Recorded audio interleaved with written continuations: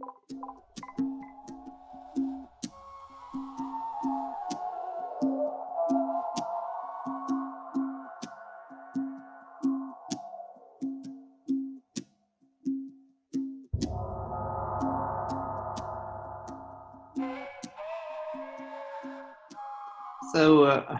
our last speaker, last but not least, is Alexey Glazyrin. And he will speak about his joint work with Igor Pak on domes over curves. So it's a pleasure to pass the lead to Alexey. Thank you. So as the last speaker, I will enjoy two privileges. One, I can speak as much as I want. And two, I would like to be the person who thanks the organizers for making such a nice conference happen. So because of the time difference, I was not able to listen to many talks, but still it was a very nice conference, so thank you all. All right, so let me start my talk. So this is a joint work with Igor Pak.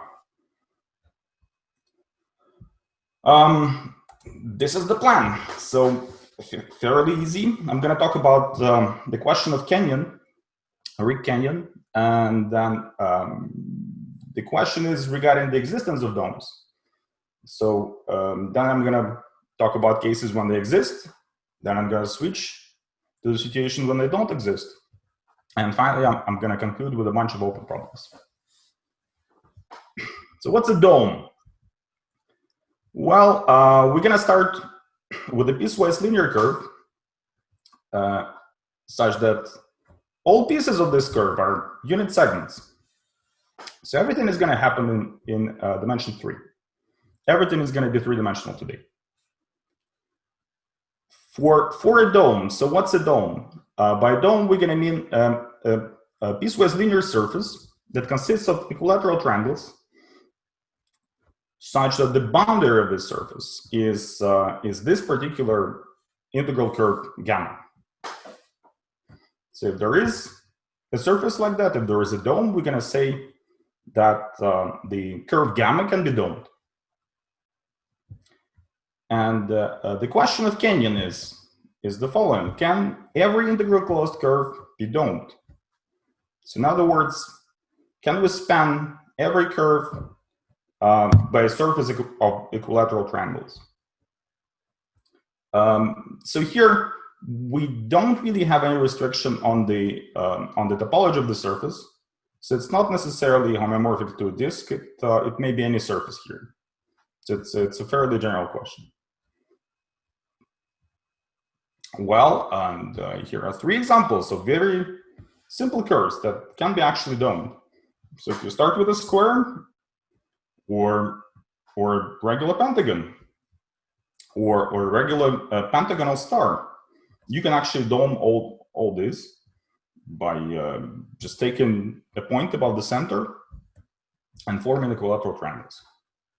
So it's, occasionally it's fairly simple. All right. Well, why a dome? What's the motivation for this name? Well, surely goes from real life domes. So there was a very ambitious project in 1960 by Buckminster Fuller to cover the whole Manhattan, or a huge piece of it, by a dome. And as you can see in this picture, the dome would consist of equilateral triangles precisely. Well, this particular project didn't work out, but there are a bunch of domes consisting of equilateral triangles out there. After Buckminster Fuller, there was a whole fad of making domes like that. So here I have the biosphere from Montreal, and one more Buckminster Fuller's dome, and this is something more contemporary, I guess. Well, so that explains the name. So let me say well, I'm going to talk about the existence of domes first. So that's the plan. The simplest integral curve, of course, is a triangle itself, and there's nothing to work with. So the next one would be a rhombus. So by a rhombus, we're going to mean a closed curve with 4 unit edges. So for brevity, I'm just going to call it a rhombus for the rest of the talk. Alexey? Yes? Yeah. But I mean, you fix the length of segments, yeah? So you just said that the integer. They're all one. All one, yeah. So yeah. Yeah. So you the thing is that if you have a segment of length 3, for instance, you can just split it into unit segments, and this is what we're going to use. Okay. Yeah. So we can think about all segments of length 1.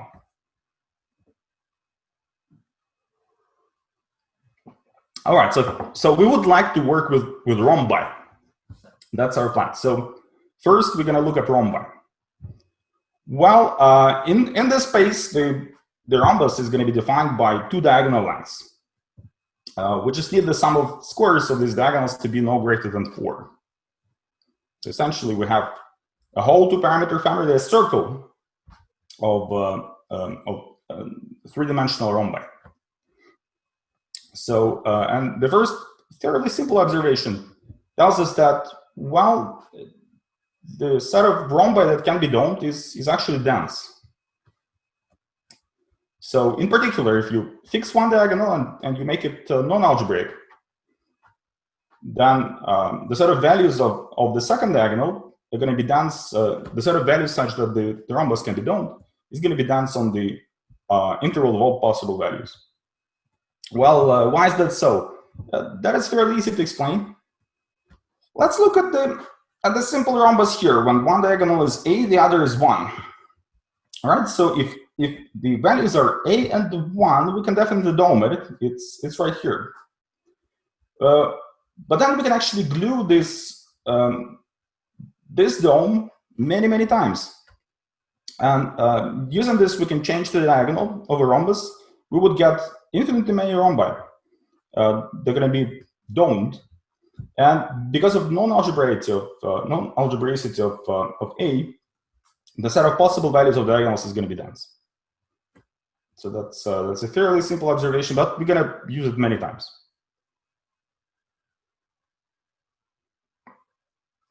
Okay. So now we know that rhombi are dense.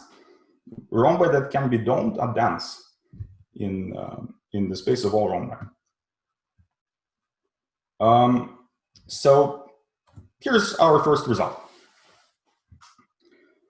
Well, if we just have a planar integral angon, then it can be domed.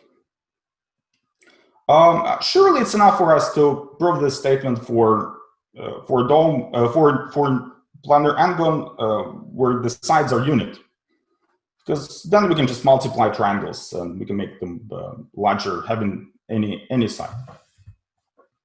So we're going to prove it for an angon whose sides are 1. And this is our construction. So this is what we're going to do.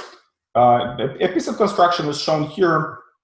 At each edge, we're gonna add an equilateral triangle, and we're gonna make this equilateral triangle. We're gonna make an angle theta with the initial plane. So theta is going to be fairly small. And then here we're going to add those rhombi that can be domed. Since we can choose theta so that these numbers are non-algebraic, well, we can definitely do that. So we can add these rhombi that are almost planar. Then we can add another sequence of rhombi, and so on and so forth, up to the moment when we almost reach the center. So once we almost reach the center, we fix the combinatorial structure of the dome so far, and we carefully alter the angle theta. Because of continuity, these last rhombi are gonna. There is a situation when they're gonna meet right above the center, and then the whole construction is gonna close, and we're gonna have a dome of the regular angle.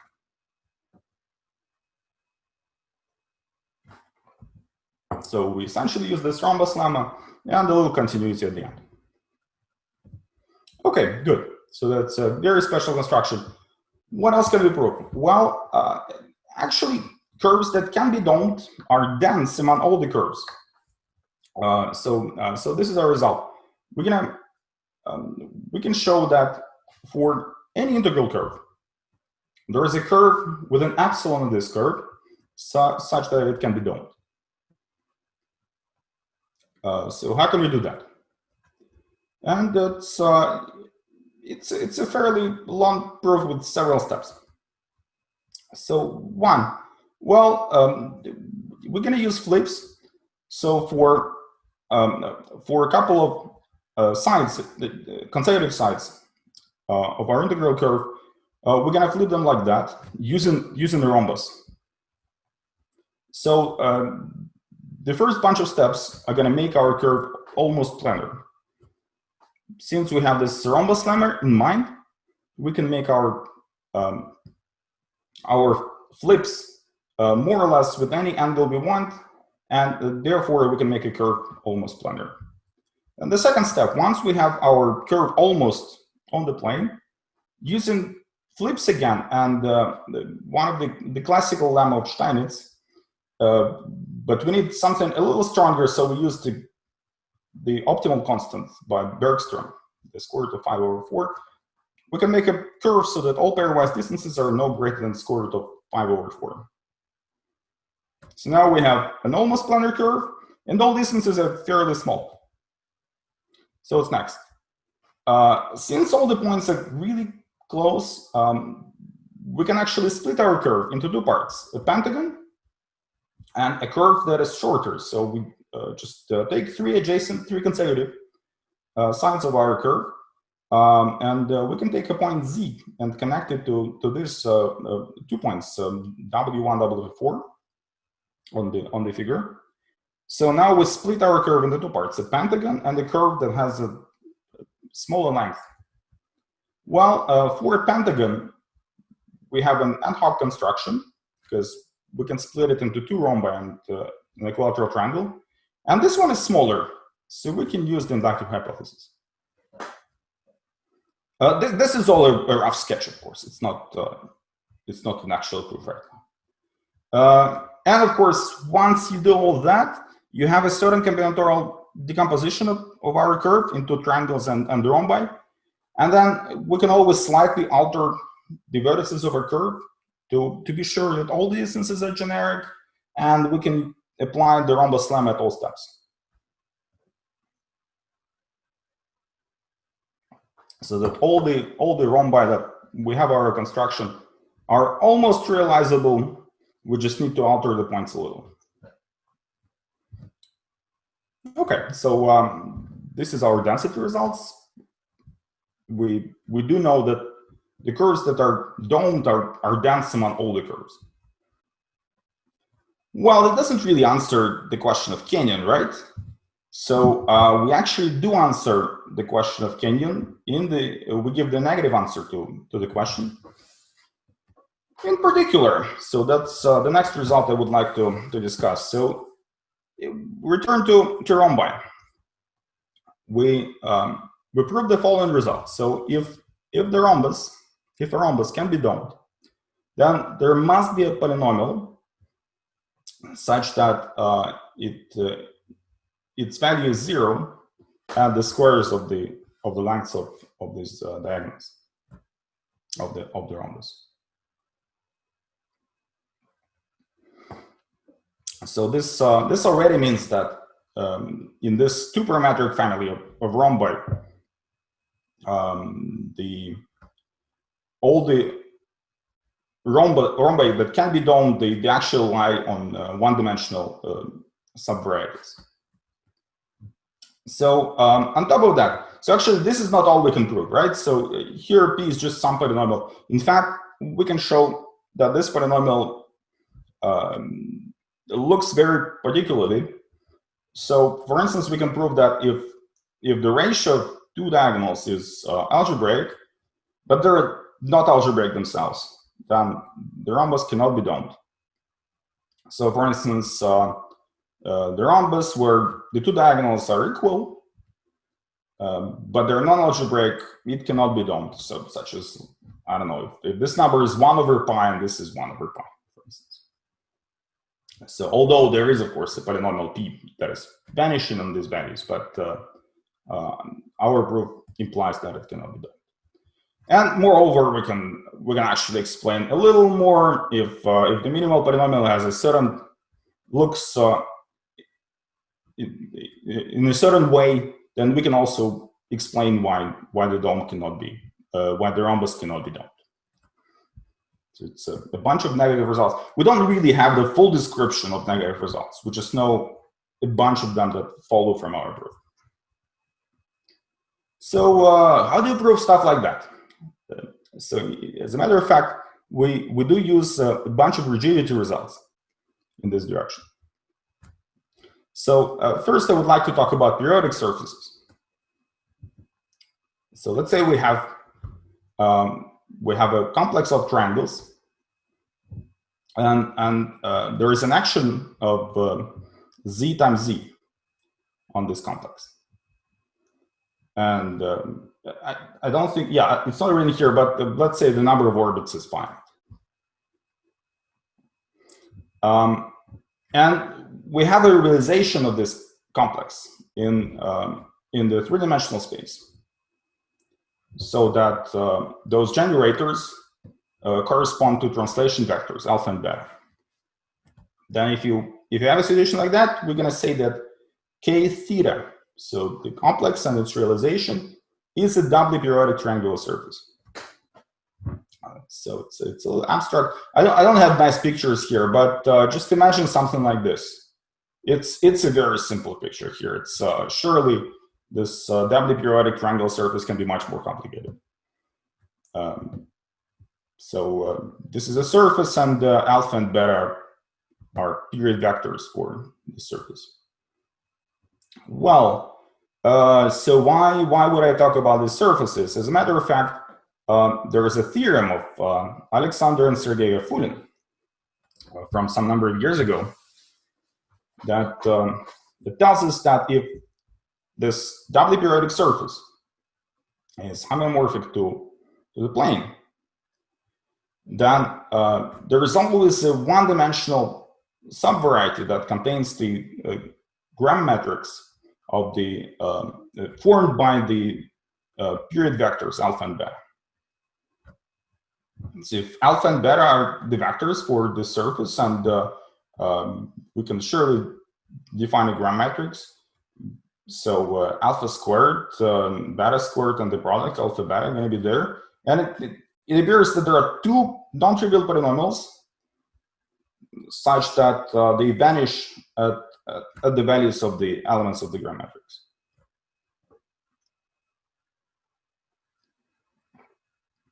And they must be different, so it's really one-dimensional subvariety that you get this with, or less, of course, maybe zero-dimensional.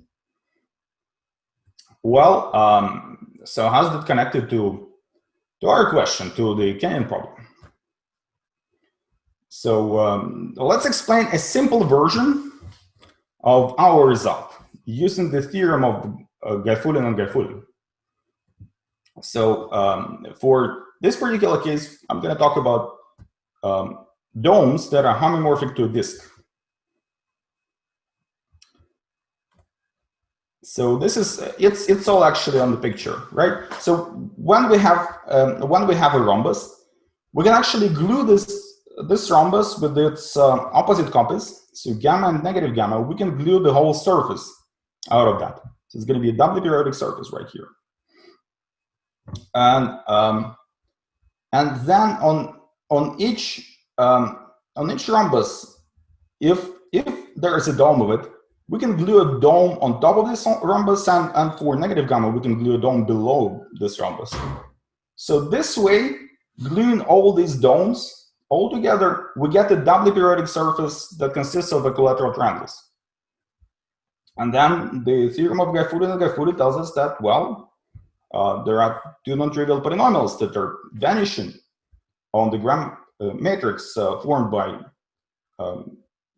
of this surface. What are the vectors here? Well, the vectors are precisely the diagonals of the rhombus, right? So these are the period vectors of this surface. They're orthogonal, So we know that alpha times beta is 0. So potentially one of these two polynomials may be trivial because alpha times beta must be 0, but not both of them, right? So out of the two polynomials, at least one of them will give us a non-trivial algebraic dependence of the lengths of diagonals. Well, so we, as a matter of fact, we kind of cheaply got the result for the surface that is homomorphic to a disk. Can we extend it? Can we work in the same manner? Can we work it through for surfaces that are not homomorphic to a disk? So let's try to figure it out. So the result of Gaifullin-Gaifullin implies the following statement. If we have a doubly periodic triangular surface, it's homomorphic to a plane, then at most one-dimensional flex is possible. So you can flex this surface, but because of the result, only one-dimensional parametric family of flexes is possible here. Well, it appears that if you get rid of this homomorphic to a plane statement, and by the way, they actually ask in their paper if a more general result is possible. So we answer in the negative. We show that if you get rid of this homomorphic to a plane condition, then the flex is going to be actually three-dimensional. The dimension is going to be maximal here. So we can flex anything we want, really. So here's a quick sketch of our construction. This is how it's going to look like. So what are the pieces here? For sort of bricks of our construction, we use flexible polyhedra. So F is a flexible polyhedron, F prime is its centrally symmetric copy. So we glue them together, and then we make the whole chain of these copies. So the whole thing is homomorphic to a cylinder, and it's flexible. So we can change, keeping it homomorphic to a cylinder, we can flex the whole thing. So we make one copy of it. Excuse me, what do you mean? Copies of these guys. Sorry? Alexey, what do you mean? What do you mean by flexible polygon? By flexible, I mean that I fix all the faces. Yes. Yeah, but I make a one parametric family of polygons, continuous family with the fixed faces. So you might flex along the. Yes, yeah, I can. They admit one parametric movements in the space. Yes. Yeah. So first of all, there are many parametric families of you can glue several of them together. You have more parameters there, but for us it's not really important. I just want a one parametric family of flexes here. We find one. Yeah, because well, you cannot have more than 3 dimensions for the Gram matrix because there are just 3 parameters there. So it's not really important. So I make this chain here, then I have infinitely many chains there. Then in some other direction, I make the same kind of chains and they glue them together by a certain connector. And this connector also is a flexible polyhedron. So this way we can flex this chain, changing the length of one period vector. We can flex this chain, changing one length of a period vector. And we can also flex the connector, changing the angle between them.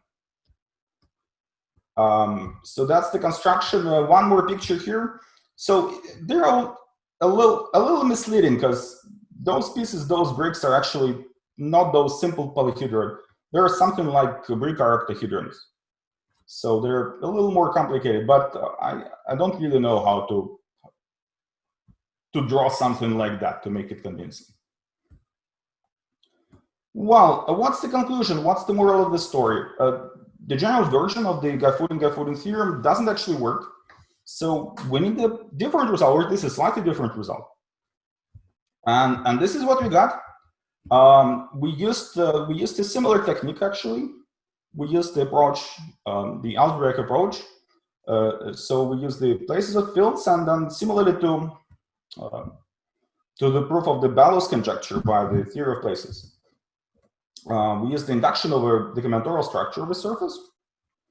And we simplified by surgeries or flips. of the surface, and we needed one certain result by Connelly-Sabitov-Walz, that there is a diagonal. Well, at some place, for any place, there is always a diagonal where this place is finite. It sounds a little technical, but it's an interesting result by itself. And at the end, we show that there is a lattice vector where the place is finite, and we use a polynomial that is similar to Gaifullin-Gaifullin. This picture just shows one possible surgery that you can make for a surface. Okay, so that's the negative result. And in the last 5 minutes or so, I will try to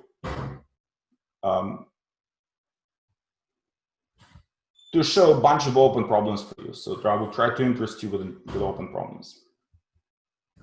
So this is what we cannot do, surprisingly. Although we got those nice results about the algebraic dependency, dependence of diagonals, but even something like that is not feasible using our technique.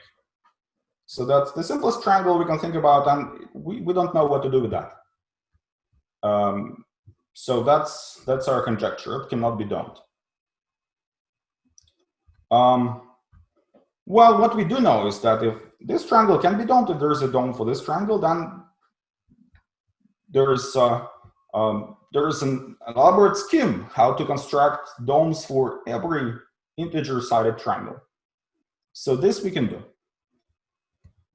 Second conjecture, every closed dome is rigid. Well, the formulation is kind of short, but of course here we have to avoid some trivial cases, like when you have a dome where you hinge on one edge. So that's of course it will add some flexibility, but we don't want these trivial cases. So we're talking about non-trivial rigidity here.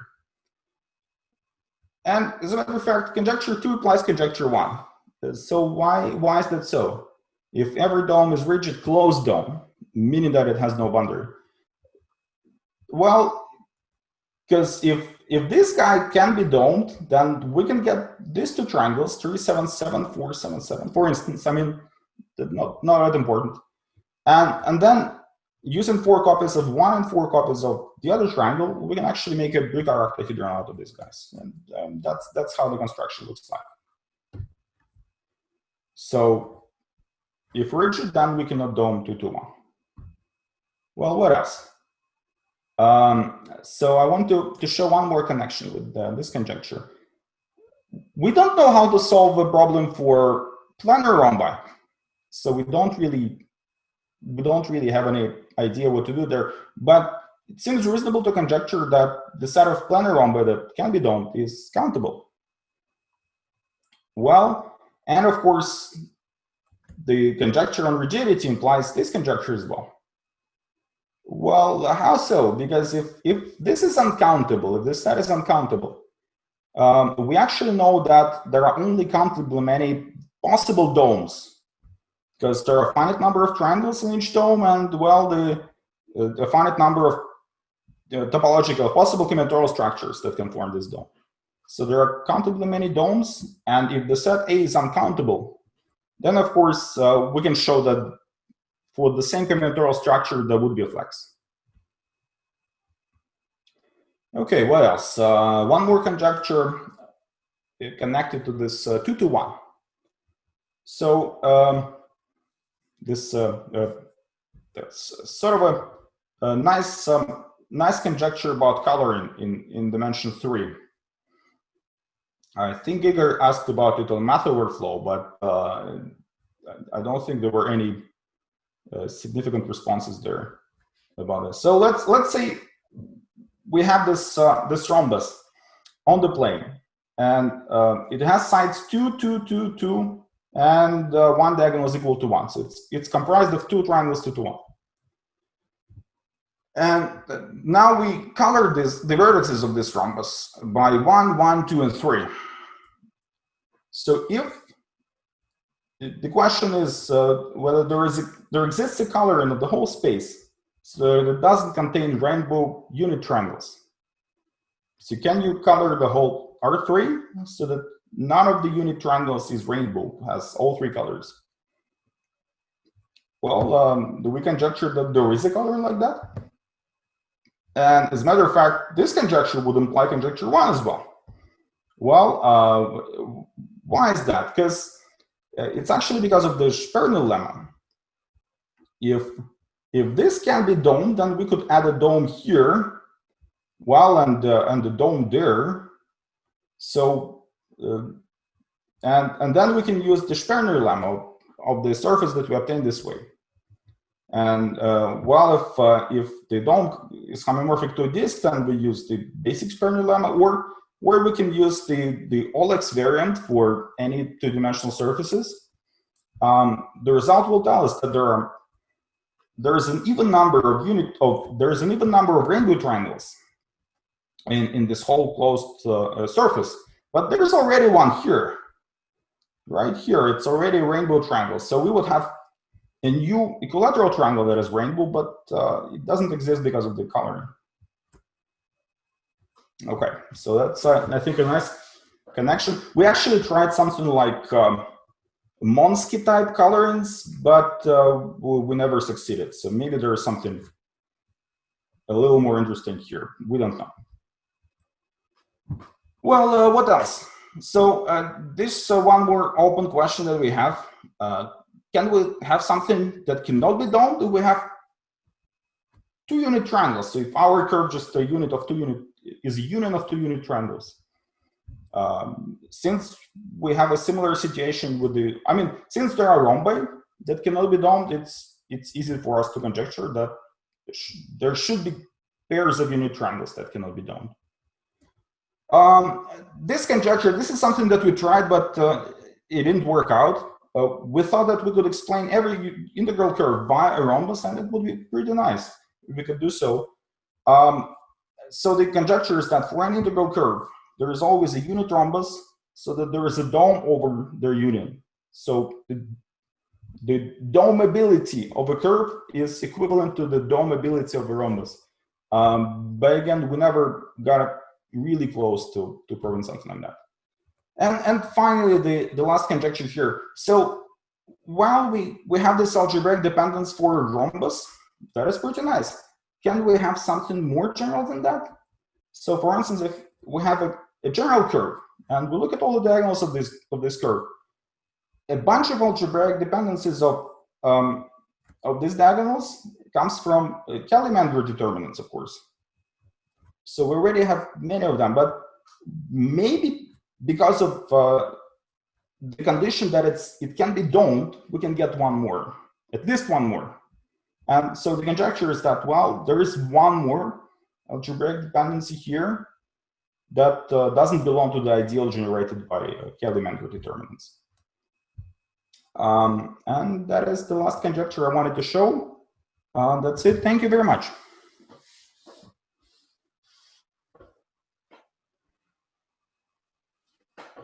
Okay, thank you. Are there any questions?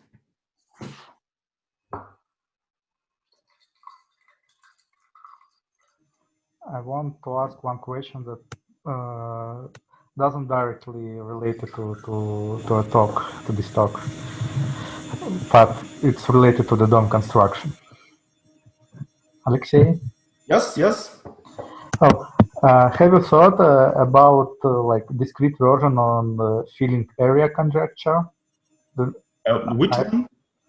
Gromov's filling area conjecture. So, for example, if you given a circle, let's say in R2, you want to attach to it a manifold, yeah, in such a way that all shortest part, so the circle remains geodesic.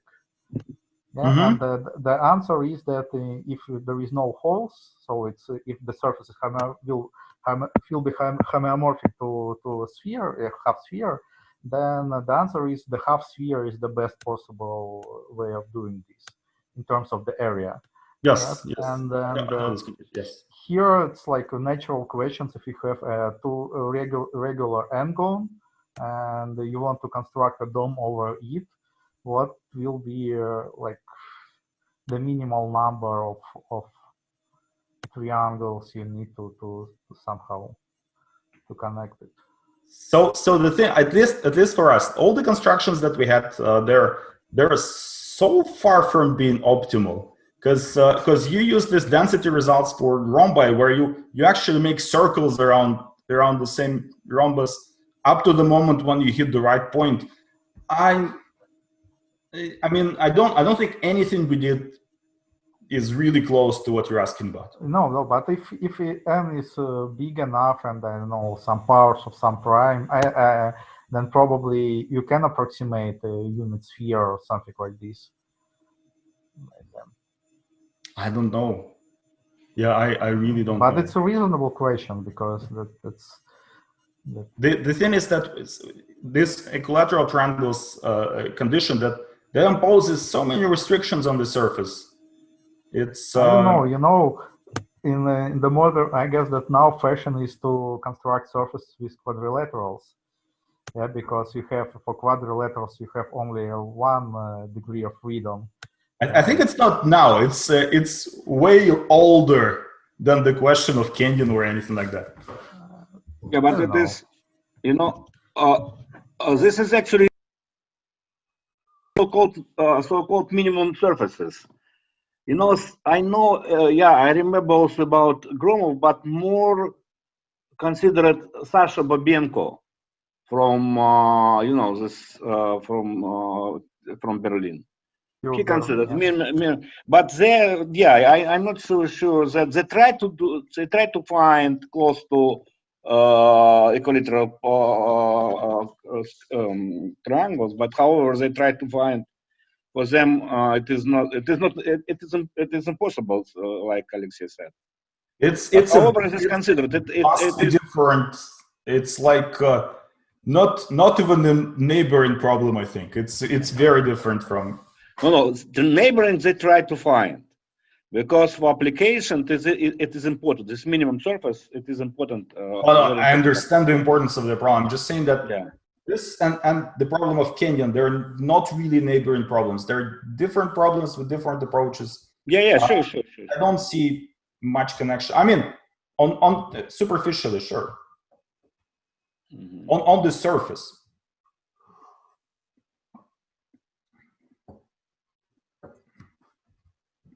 Yeah.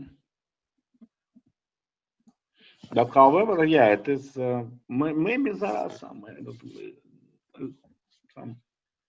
similar. This is really more of a rigidity question than the optimization question, I would say. I remember. Do you remember this? They're not triangles, but they quadrilaterals. They called quadrilaterals when they're squares. Yeah, sure. So in our paper, I didn't have that much time in the talk, but in our paper we do refer to a bunch of papers on quadrilaterals. Mm-hmm. Because it's similar something. Plus, since any regular polygon can be domed, we can actually think about surfaces that consist of regular polygons. So, but square it is natural. Whatever you get from squares, you can just put a pyramid on that, and you can get a surface of triangles. But can you get something similar in higher dimensions, like even doming a curve in dimension 4? Is it already trivial because of that additional degree of freedom? I don't know. No, really, we haven't tried. No, we haven't tried. Oh, and about this. I think even this algebraic part actually is not that simple. I'm kind of afraid to look at the higher dimension.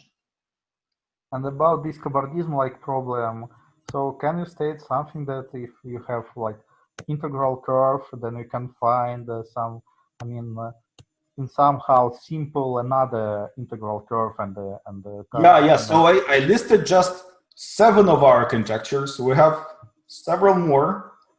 So I encourage you to open our paper on arXiv. and there is indeed a conjecture that is a little more general. or a little different, I would say. It's not more general, but it's a little different. That's cobordism inversion in a slightly different manner.